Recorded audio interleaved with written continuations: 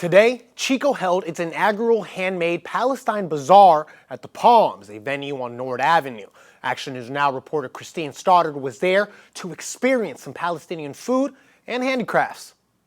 I think a lot of times it's hard for Americans to imagine the landscape of Palestine, to imagine the kind of crafting or what a meal looks like for Palestinians. But they're really not so different from you and I. Malit. This is one of the traditional pastries that was available at the Handmade Palestine Bazaar today at the Palms. The community was invited to enjoy the handiwork and the food of Palestine. Morgan, tell me what you're hoping to accomplish today with this event.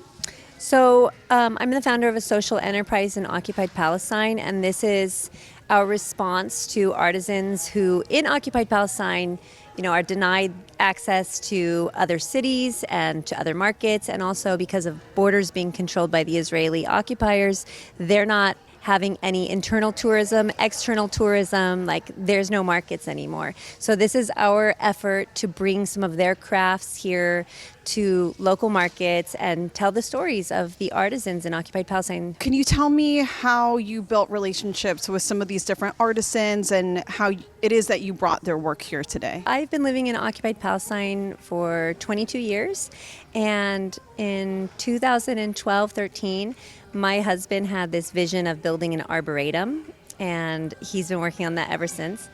So we were eventually able to buy 2.5 acres of land, register a nonprofit, but we found that there was no international support, no funding opportunities. So we decided to establish a very small display of handicrafts in the corner of a local restaurant that we owned. And that turned in over time to something much larger, which is handmadepalestine.com. Small businesses face challenges the world around.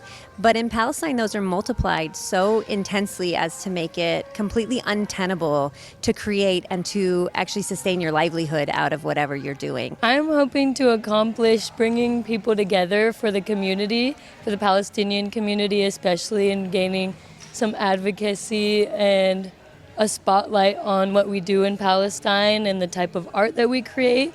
And also, getting a voice here today of people that represent the Palestinian community as well as the art. What do you wish more people in Chico knew about Palestinian culture? My hopes for the community of Chico learning about Palestine is that they can take the time to do research on what's going on in the Middle East with the occupation and the genocide in Gaza right now, but also to get to know more about the culture and the beauty of Palestine rather than just the suffering. In Chico, Christine Stoddard, Action News Now.